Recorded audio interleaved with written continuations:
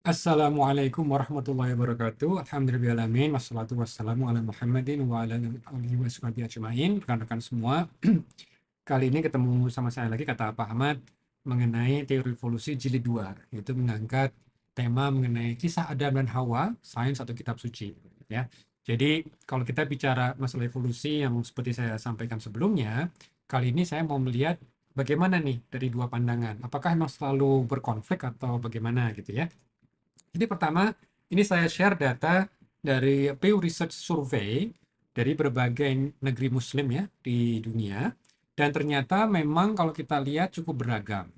Kalau misalnya kita lihat nih di Timur Tengah dan Afrika Selatan, sekitar rentangnya cukup lebar ya, antara 27% sampai 78% kaum muslimin yang menerima teori evolusi. Ya, jadi mereka menganggap bahwa mereka setuju bahwa manusia dan makhluk lainnya itu melalui proses evolusi dalam jalannya waktu, gitu ya. Bahkan di wilayah Palestinian Territory ya, itu cukup tinggi itu, di atas 60%. Sementara kalau di Indonesia angkanya relatif lebih sedikit ya, sekitar 40%, eh, mirip dengan Malaysia. Walaupun mungkin kalau kita lihat di Rusia maupun Bosnia itu di atas 50%. Jadi di sini cukup beragam gitu ya, bagaimana menyikapi teori evolusi ini. Lalu bagaimana dengan kekhawatiran ya sebagian kaum muslimin, para ulama kita yang memang mereka berusaha menjaga ya akidah dari umat Islam, karena memang akidah ini penting sekali gitu kan. Ada kekhawatiran bahwa teori evolusi itu bisa membuat seseorang menjadi ateis gitu. Nah, tapi kalau kita misalnya lihat dari data yang ada dari survei di tahun 2016 gitu ya, ternyata memang tidak begitu obvious. Kalau kita misalnya di Turki aja, persentase orang awam dan persentase orang ilmuwan di sana itu sama-sama memiliki kebiasaan yang sama, yaitu melakukan ritual keagamaan. Ya, ini kita bisa lihat trennya untuk di Turki dan juga di India.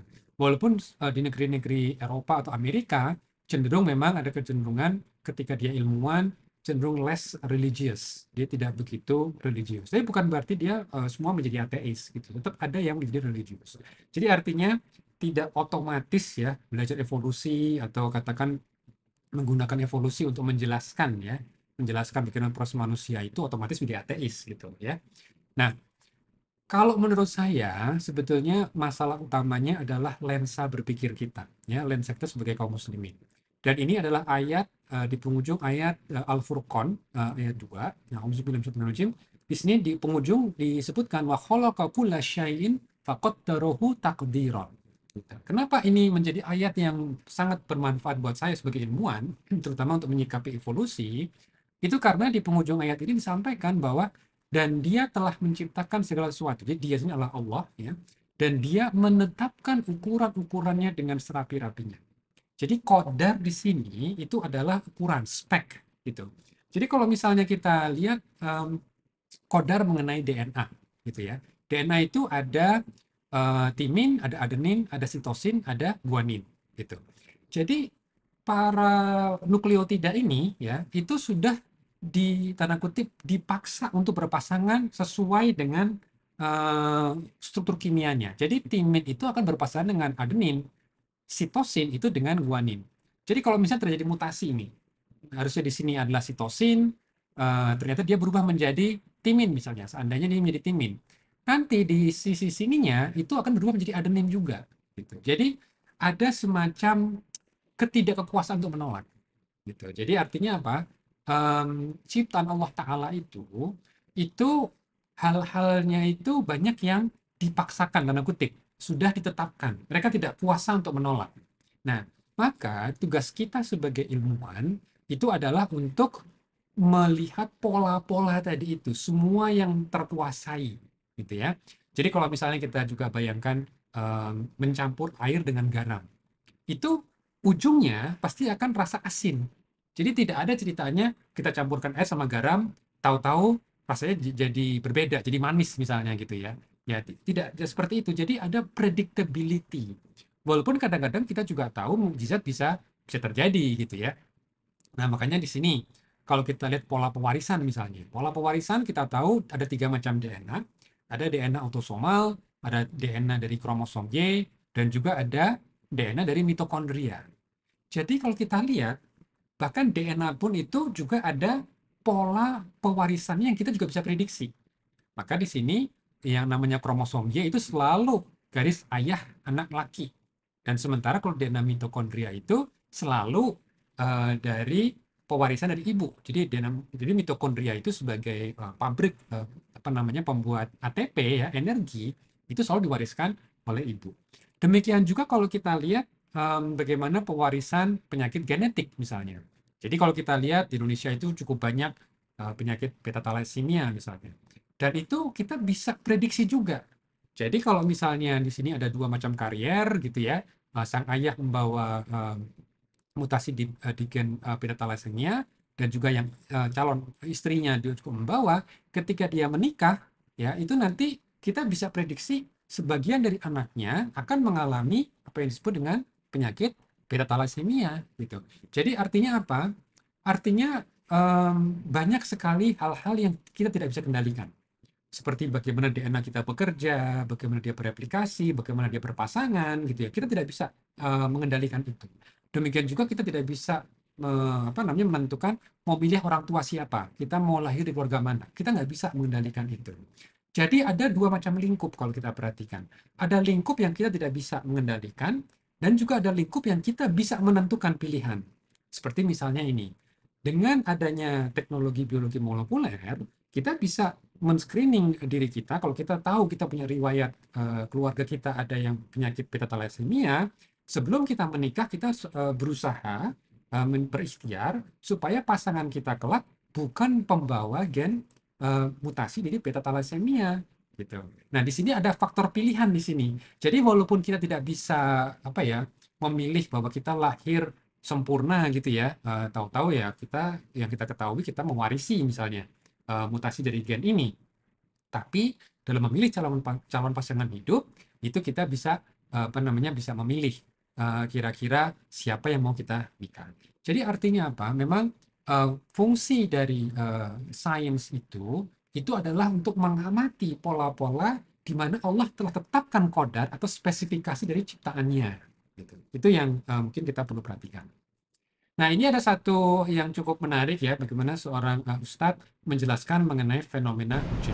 Ada orang yang mengatakan bahwa adanya hujan itu dengan sebab udara panas. Kemudian dia menguap, kemudian jadi hujan. Pendapat ini sesat dan menyesatkan. Pendapat ini kufur. Adanya hujan yang menciptakan siapa? Allah. Yang menentukan hujan Allah, bukan karena cuaca panas, bukan karena uap, bukan karena yang lain. Jadi mereka ini menulis buku-buku itu tujuan apa? Untuk menghilangkan keyakinan kepada Allah yang Maha Pencipta. Jadi bukan karena panas, sengaja dibikin seperti itu di buku-buku sekolah itu, karena uap panas kemudian turun hujan untuk menghilangkan apa? Kepercayaan kepada Allah yang mencipta. Ya, jadi apa yang disampaikan Ustadz tadi itu nampaknya memang kurang pas gitu ya. Jadi kalau kita bicara mengenai hujan, kita bisa mengamati bagaimana proses siklus air, ya kan, dari penguapan akhirnya dia kondensasi dari awan akhirnya turun menjadi air lagi dalam bentuk hujan gitu. Nah, disinilah fungsi sains. Jadi masalah utamanya kita harus clear dulu bagaimana ketika air itu dipanaskan, sang air itu nggak bisa menolak kecuali menguap gitu. Sama kalau kita masak air buat minum kopi, buat minum teh gitu ya. Kalau kita panaskan pada suhu tertentu, itu akan mendidih. Misalnya, kalau di permukaan air laut, dia mendidih pada suhu 100 derajat. Kalau kita gunung Carame, dia akan turun dikit, jadi 97-98 derajat. Itu air nggak bisa menolak. Begitu sudah mencapai titik derajat itu, dia pasti akan menguap. Apakah berarti kita lebih daripada Allah Ta'ala? Enggak.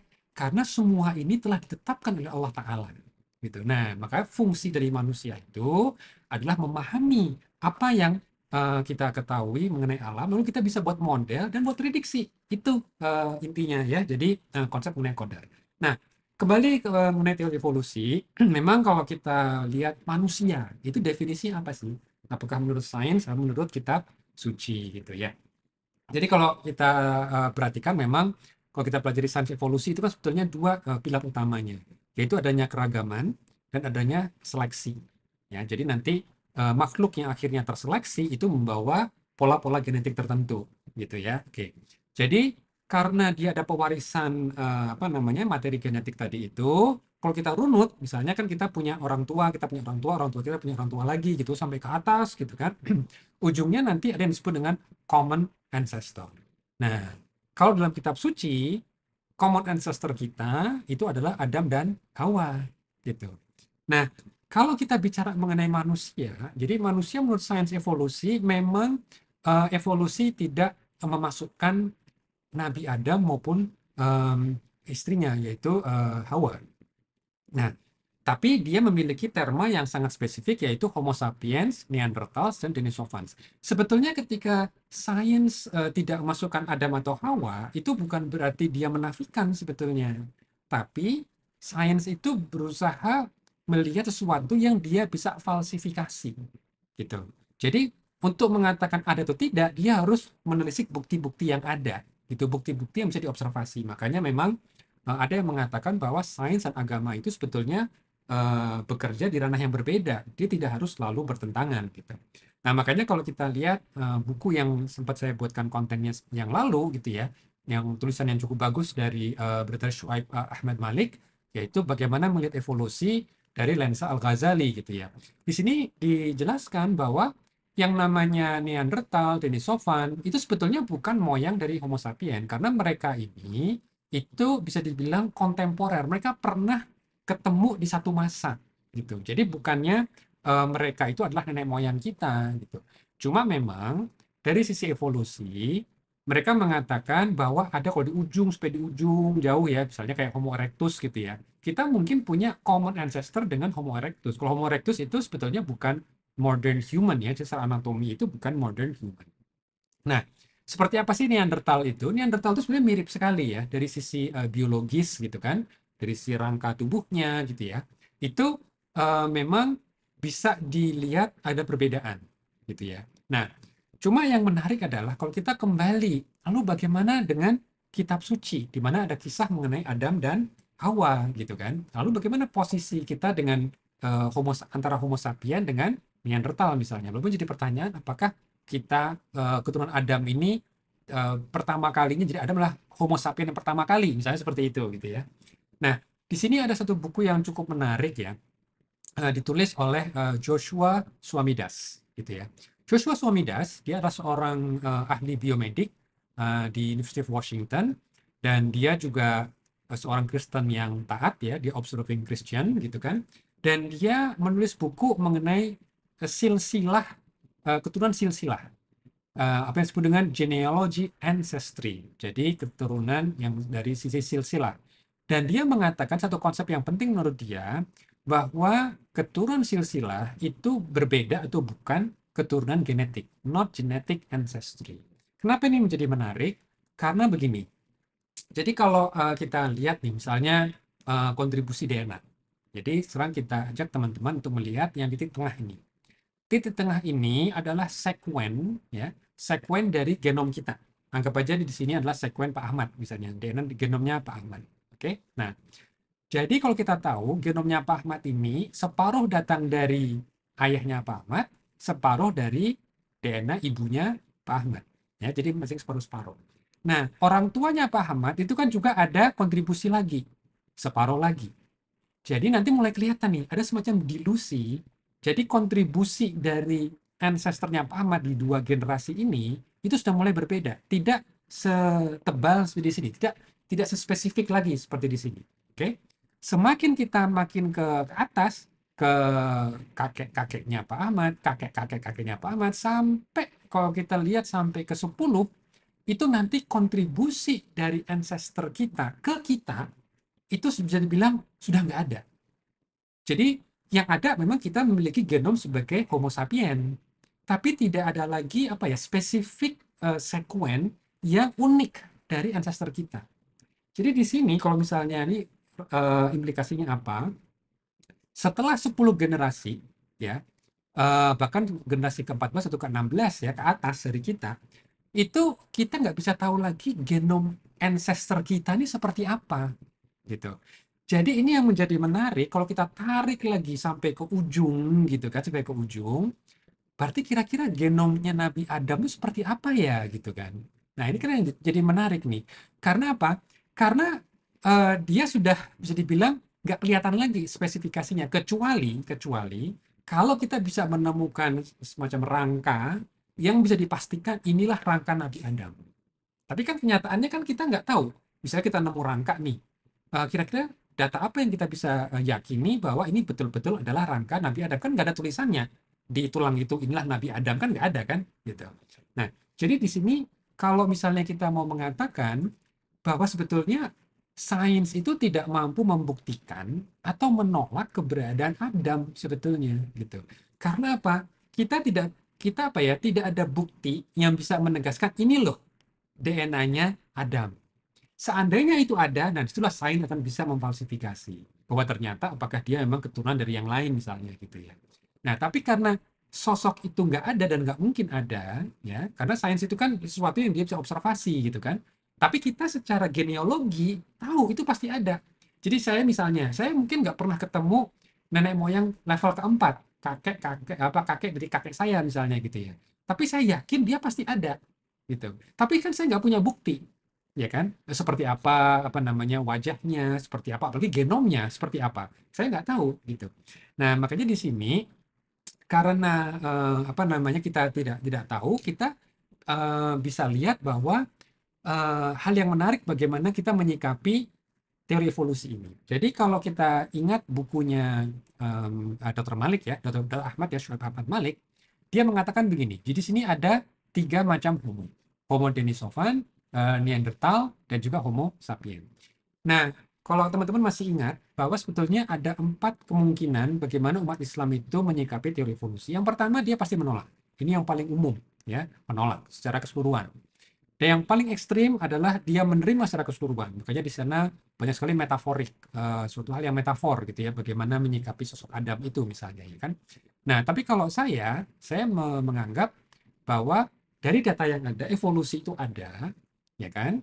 Dan itu juga bisa terjadi pada manusia, kecuali manusia yang namanya Adam. Makanya disebut dengan pengecualian Adam. Nah, lalu bagaimana kontribusi dari tulisan Joshua Swamidass? Joshua Swamidass, karena dia seorang Kristen yang taat, dia dalam tradisi Kristen juga menganggap manusia itu berasal dari Adam dan Hawa. Gitu.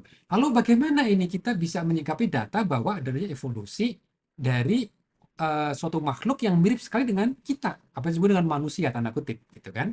Nah, di sini dia punya satu kontribusi yang menarik ya, bahwa ada yang namanya kelompok outside the garden. Jadi dalam tradisi Kristen, yang namanya Eden atau surga itu ada di bumi, gitu ya. Nah, jadi Adam dan Hawa itu ada di Eden itu, ada di garden itu. Nah, selama Adam dan Hawa itu ada dalam garden, jadi misalnya di sini ada garden di sini, itu di luar garden atau di luar Eden atau surga itu dari tradisi Kristen, itu evolusi berlangsung. Makanya ada tanda kutip human yang biologically itu memang kompatibel dengan Adam sebetulnya, gitu kan? Nah, jadi kalau misalnya kita lihat tadi ada namanya opsi ketiga ya, bahwa ada pengecualian Adam. Maka di sini titik Adam itu bisa ada di sini atau di sini. Tapi katakan dia ada di sini. Jadi human outside the garden itu berevolusi, ya kan? Sampai akhirnya Adam ini keluar dari Dari jannah dan dari Eden atau dari surga tadi itu, dan anak keturunannya berinteraksi dengan mereka yang ada di luar sana gitu. Jadi itu satu hal yang menarik. Jadi dalam hipotesa ini, hipotesa yang sebetulnya juga kita akui akan sulit untuk difalsifikasi. Kenapa? Karena sosok Adam kita nggak bisa tahu, kita nggak bisa pinpoint gitu kan. Tapi kita juga tahu evolusi itu banyak data-data genetiknya gitu ya. Nah, jadi ini yang jadi menarik adalah kalau kita lihat dari model yang Joshua Swamidass tampilkan, walaupun mungkin kita tahu dari sisi Islam itu kan jannah menurut tradisi Quran itu bukan yang ada di bumi, itu kan dari di luar bumi gitu ya. Jadi istilah kita turun ke bumi gitu. Itu mungkin berbeda di sana. Tapi konsepnya yang Joshua Swamidass itu sampaikan bahwa kalau misalnya di sini adalah katakan lokasi dari Adam, ketika dia keluar, dia akan muncul sebagai ayah dari orang tua dari seluruh manusia ini. Oke? Nah, jadi di sini ada dua hal yang harus disampaikan oleh Joshua, yaitu apa? Bahwa Adam dia sebagai ancestor atau kakek moyang dari seluruh manusia, sementara ada juga manusia yang kompatibel secara biologis dengan Adam dan keturunannya yang berada di luar sana. Nah, ketika Adam itu mulai keluar, ini titik di sini, titik yang lancip ini, itulah titik di mana dia mulai keluar dari tanda kutip dari garden tadi itu. Lalu anak-anak dari keturunan Adam itu mulai berinteraksi dengan semua makhluk yang disebut tanda kutip manusia yang kompatibel secara biologis dan akhirnya memiliki keturunan, dan ini semua menjadi keturunan kita semua. Jadi ada common ancestor karena teori evolusi memprediksi adanya common ancestor ya dari semua makhluk yang ada di bumi ini. Makanya di sini panahnya cuma ada satu gitu kan. Tapi ada timeline di mana muncullah makhluk yang namanya Nabi Adam kalau dalam tradisi kita, dalam tradisi agama Samawi, di mana dia akan keluar dan anak-anaknya akan berinteraksi bahkan saling menikah dengan orang-orang di luar sana gitu. Jadi makanya kalau ditanya apakah Adam itu manusia pertama, memang akhirnya jadi pertanyaan bagaimana definisi manusia gitu ya. Kalau sains dia sangat spesifik, ada namanya Homo sapien, ada Homo Neanderthal dan Homo denisovanen gitu. Tapi secara genealogi kita tahu kita anak dari Adam gitu kan. Dan ini adanya saling pernikahan ini juga didukung oleh data dari introgression. Jadi ada genomic introgression di mana untuk mereka, untuk manusia yang asalnya di luar Afrika, karena dari data evolusi itu melihat dari model yang dibuat, kita ini keluar dari Afrika. Nah, sementara Denisovan itu dan Neanderthal ada di luar Afrika. Jadi ketika manusia keluar dari Afrika, akan berinteraksi dengan mereka. Sehingga ditemukanlah sebagian genom mereka, Denisovan maupun Neanderthal, ke genom di Homo sapiens. Ya, jadi di sini ada sebagai bukti terjadi admixture. Jadi adanya interbreeding antara mereka nih. Jadi 3 spesies ini termasuk anak keturunan dari Adam. Nah, lalu Joshua tidak berhenti di situ. Dia berusaha melihat timeline-nya. Kira-kira kapan itu akan muncul. Jadi di sini dia mengingatkan ada paper di Nature tahun 2004. Ini cukup menarik ini. Jadi paper ini itu membuat timeline kira-kira orang tua atau disebut dengan ancestor ya. Jadi paper ini yang dibuat oleh Rohde dan Chang ya, Joseph Chang itu di tahun 2004 membuat model simulasi kira-kira semua orang hidup di dunia ini sekarang itu mungkin nggak sih dimulai dari sepasang manusia gitu. Dan kira-kira sepasang manusia ini kira-kira kapan?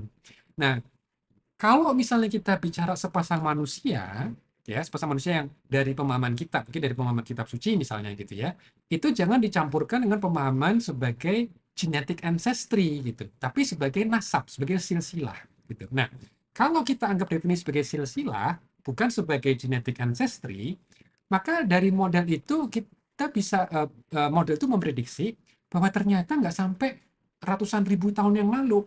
Jadi kalau dari temuan fosil modern ya, rangka tengkorak yang menyerupai manusia modern, itu ditemukan setelah didating itu sekitar 200.000 tahun yang lalu. Itu lama sekali gitu kan.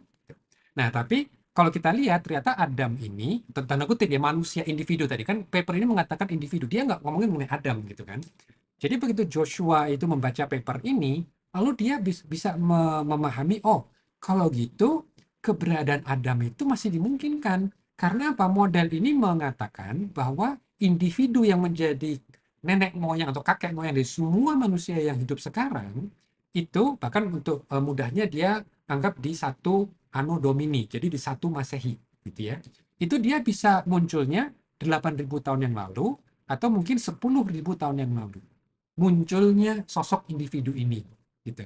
Jadi artinya apa? Ingat yang daerah abu-abu ini adalah proses mereka-mereka ya, tanda kutip manusia dalam tanda kutip yang secara biologis dia kompatibel untuk bisa bereproduksi dengan kita, manusia yang kita, yang turun Adam, itulah yang daerah abu-abu ini. Dan inilah munculnya pertama ketika Adam itu muncul. Nah, tentu bagaimana itu munculnya gitu ya, yaitu istilahnya dari dua tradisi Islam maupun dari Kristen, itu muncullah sepasang Adam dan Hawa gitu. Nah, anak keturunannya akhirnya mulai berinteraksi, menikah gitu kan, dan akhirnya melahirkan semua orang. Jadi di sini timeline-nya itu antara 8.000 sampai 10.000 tahun yang lalu. Nah, jadi dari sini ini kita bisa melihat bahwa ada kemungkinan bahwa keberadaan Adam itu ada gitu. Walaupun kita memang tidak bisa pinpoint misalnya ini loh rangkanya gitu ya. Tapi secara genealogi, secara silsilah itu kita bisa lihat ini plausible. Nah, sains dalam hal ini dia tidak akan bisa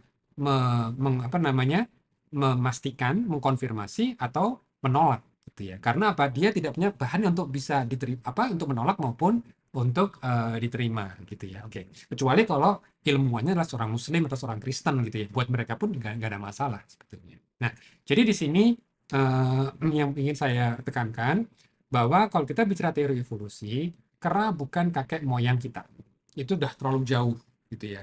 Kita nggak bisa dari kera. Tapi emang teori evolusi memprediksi akan adanya apa yang disebut dengan common ancestor. Oke. Nah, dengan tulisan buku dari Joshua Swamidas gitu ya, bahwa ternyata kita tidak harus merujuk sampai ke atas tadi ke kakek kera purba gitu ya, nggak perlu gitu ya, karena kita masih bisa nyaman ada yang namanya bapak kita semua adalah Nabi Adam alaihissalam gitu ya. Nah, walaupun terlepas dari masalah apakah ada yang namanya Adam atau tidak gitu ya, teori evolusi emang sangat berguna ya sebagai model sains berguna untuk memahami pola pewarisan genetik gitu. Itu yang tidak bisa kita pungkiri dalam apalagi itu biomedis gitu ya. Kesamaan homologi dari genetik itu juga sangat membantu kita untuk memprediksi fungsi dari gen ini. Bahkan di era COVID yang lalu sebagian dari gen para Neanderthal yang sempat masuk ke dalam genom kita gitu ya, itu ternyata bisa memiliki faktor resistensi terhadap COVID-19. Nah, di sini teori evolusi tidak bisa membuktikan atau ada tidaknya Nabi Adam. Maka di sini memang tidak pas kalau dikatakan teori evolusi itu pasti atau sangat kuat akan melahirkan menjadi ateis. Sebetulnya, honestly, sejujurnya, mereka yang menjadi ateis itu nggak harus mengikuti teori evolusi. Mereka punya alasan yang tersendiri, gitu ya. Jadi, tapi bagaimanapun saya menghormati buat rekan-rekan yang memang masih agak sulit, gitu, dan nggak apa-apa. Karena seperti yang disampaikan oleh Dr. Syuaib Ahmad Malik, memang masih ada opsi, yaitu opsi pertama, di mana memang kaum muslimin tidak menerima teori evolusi. Hanya saja memang dalam diskusi teori evolusi ya, satu hal yang saya titipkan, jangan bahas dari ranah akidah. Dalam artian begini, kalau ini sampai dimasukkan ke ranah akidah, yang kita khawatirkan di ujung diskusi nanti akan saling mengkafirkan. Nah, takfiri ya, jangan sampai seperti itu. Karena apa? Karena ini adalah bagian upaya manusia untuk memahami apa yang sebenarnya terjadi di masa lalu gitu kan, dan apa yang kita ketahui di kitab suci itu juga sebetulnya bisa menjadi pelengkap apa yang disebut dengan apa yang mungkin belum kita tahu detailnya bagaimana, karena kita tahu Allah Ta'ala ketika menciptakan semua alam semesta ini ada kodarnya ya, ada kodarnya. Nah, tapi kita juga ingat kadang-kala ada mukjizat, bagaimana Nabi Ibrahim tidak terbakar, bagaimana Isa alaihissalam juga bisa muncul tanpa adanya ayah, ya kan? Artinya ya bagaimana kita bisa membuktikannya gitu kan?